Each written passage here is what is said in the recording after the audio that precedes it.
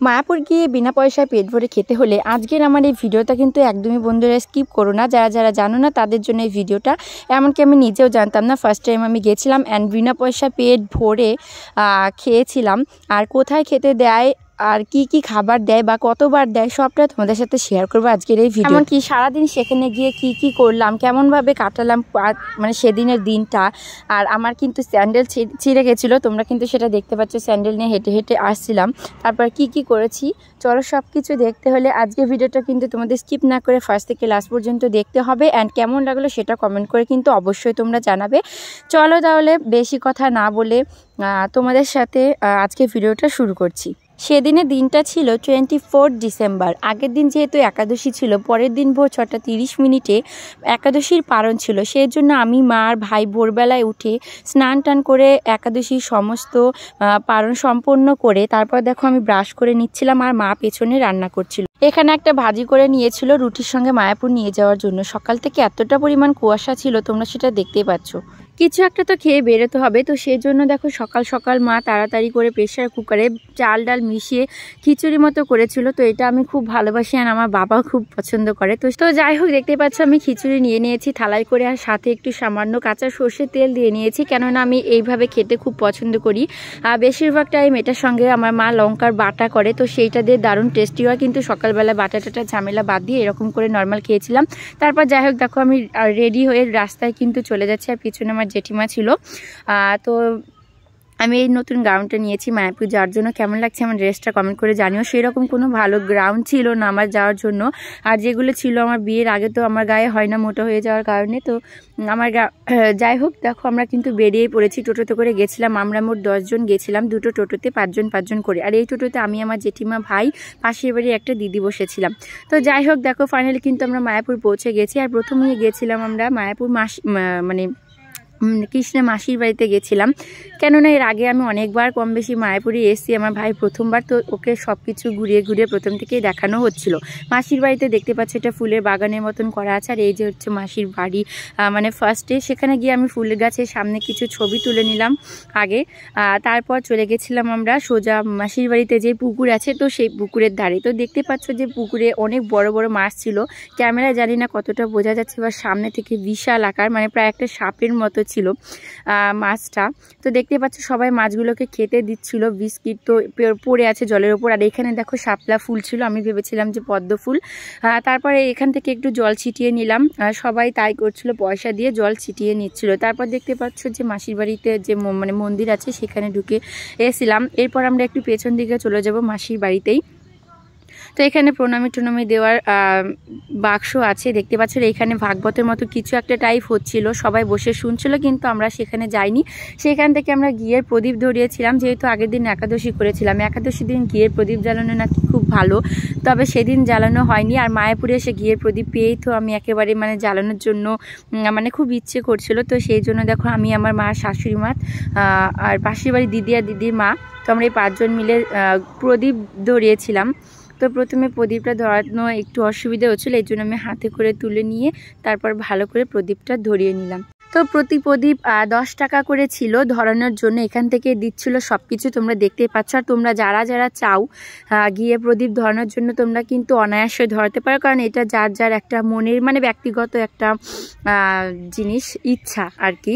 তো দেখতে পাচ্ছ এখানে আমি ঠাকুরকে একটু প্রদীপটা দেখিয়ে বাইরের দিকে আমি চলে যাব, যে এখানে গিয়ে প্রদীপটা মানে সবাই রেখে প্রণাম করছে। ওইখানে দেখো আমার শাশুড়ি মা সবাই ওখানে দাঁড়িয়ে আছে, তাদের মানে কমপ্লিট হয়ে গেছে। আর আমার একটু দেরি হয়েছে, কারণ আমার ভিডিও করছিলাম, তো সেই জন্য। তো দেখতেই পাচ্ছ ফাইনালি আমি ওইখানে এসে প্রদীপটা রেখে প্রণাম করে নিলাম। আর আমার শাশুড়ি মা হাতে ধূপকাঠি নিয়েই ধরেই আছে, মানে আমাকে দিয়ে ধূপকাঠি ধরানোর জন্য। তো আমি তার কাছ থেকে ধূপকাঠি নিয়ে ধরিয়েও সেখানে রেখে দিলাম, তোমরা সেটা দেখতে পাচ্ছ। এরপর আমরা চলে যাব এর পেছনের যেই আরও একটা মন্দিরের মতন আছে মাসির বাড়িতে এখান থেকে। তো এখানে দেখো মহাপ্রসাদ কিনছিল, সবাই দেওয়া হচ্ছিল। আর এখানে হচ্ছে যেখানে ভাগবত হচ্ছিল সেখানকার প্রবেশ পথ।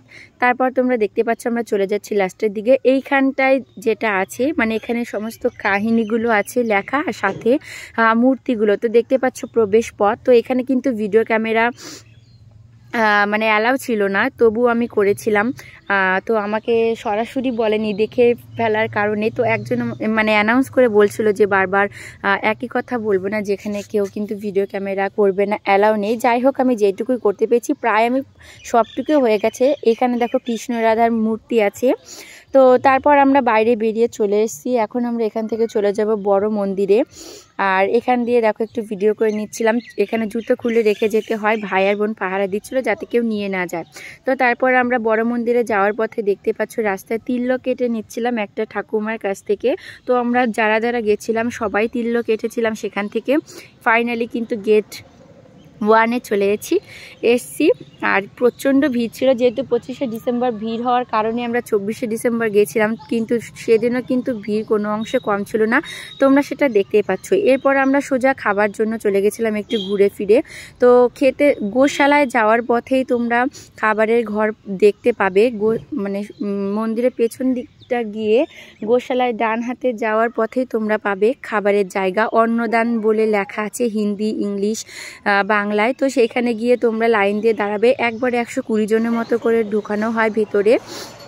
দেখতে পাচ্ছ এখানে সবাই মিলে মানে বসেছে, থালা গ্লাস এখান থেকে দেওয়া হয় জল ধুয়ে। তারপরও তোমরা মন চাইলে ধুয়ে নিতে পারো, যেমন আমি ধুয়ে নিয়েছিলাম থালা। আর এখানে থালা যার যার থালা কিন্তু খেয়ে নিজেকে ধুয়ে রেখে আসতে হয়। প্রথমে দেখতে পাচ্ছ খিচুড়ি প্রসাদ দিয়ে দিয়েছিল, খিচুড়িটা আমার খুব ভালো লেগেছিলো। তারপর দিয়ে দিচ্ছে প্লেন রাইস। আর বিনা পাশে এর থেকে কত দেবে আমি জানি না। তো এরপর পাতলা ডাল দিয়েছিল, আর একটা লাস্টে দিয়েছিল সবজি। তো একটু লবণও ছিল না, ঝালও ছিল না, তবু আমার ভালো লেগেছে কেন জানি না। খাবার নিয়ে আমার তেমন কোনো স্বাদ লাগে না, ঠাকুরের প্রসাদ সবই ভালো। তারপর দেখতে পাচ্ছ আমরা একটু ফাঁকা পার্কের মতন মাঠের দিকে চলে আসলাম। এখানে সবাই ছবি তুলছিলাম, আর ওই দিকটা কাজ চলছিল। তারপর এই যে দেখো আবার আমরা মানে ঘুরে যাচ্ছি, যেহেতু আমরা টোটোতে করে গেছিলাম, সন্ধে হয়ে যাবে। আর মন্দির কিন্তু দুপুর হওয়ার কারণে বন্ধ হয়েছিল, কেউ আর মন্দিরের ভেতর ঢুকতে পারেনি। আমার মায়ের খুব দুঃখ, আর আমার শাশুড়ি মায়ের। তো তারা গোশালাতে যেতে চেয়েছিল, সেখানেও আমি যাইনি বলে তারাও যায়নি। তারপর দেখতেই পাচ্ছ আমরা কিন্তু মানে সামনের দিকে চলে যাচ্ছি, যেহেতু আমাদের তাড়াতাড়ি বাড়ি চলে যেতে হবে। তেমন কিছু আমরা দেখতে পারিনি, যাক তোমাদের কিছু ইনফরমেশন দেওয়ার জন্য ভিডিওটা। আমি যেহেতু গেলাম অনেক বছর পরে, এটা তো পুরনো মানে আগেকার বড় মন্দির, এই সম্বন্ধে সবাই কম বেশি জানো। তারপর যেটা এই মন্দিরেও ঢুকতে চেয়েছিল আমার মা শাশুড়ি মা, কিন্তু আমি যাইনি, কেননা আমার স্যান্ডেল ছিঁড়ে গেছিলো। আমার এত লজ্জা লাগছিল, তোমরা দেখে বুঝতে পারছো। হাতে নিয়ে এনে স্যান্ডেল ঘুরছিলাম, দুবার সেফটি পিন মারার পরেও কাজ হচ্ছিল না। তারপর বাইরে গিয়ে একটা লোকের কাছ থেকে বাবা পিন মেরে দিয়েছিল। যাই হোক, ওই রকম করে বাড়িতে চলে এসেছিলাম, খুব মানে বেশি প্রবলেম হয়নি। তারপর দেখো বাইরে গিয়ে আমরা খেয়ে নিচ্ছিলাম ফুচকা, আমি খেয়েছিলাম। আর মানে মায়াপুরে ফুচকা যেই রকম টেস্ট হয়, মানে সেই রকম একটা আশা নিয়ে গেছিলাম, বাট এইবার গিয়ে সেই রকম টেস্ট পেলাম না। আর এত দাম জিনিসের, মানে পুরো আগুনের মতো। 20 টাকায় 6 পিস ফুচকা দিচ্ছিল, সেটাও মানা যায়, কিন্তু টেস্ট ছিল না একদমই। তো আমি 70 টাকায় ফুচকা খেয়েছিলাম, কিন্তু আমার খেয়ে মন ভরেনি, মানে ভালোও লাগেনি, আবার মনও ভরেনি।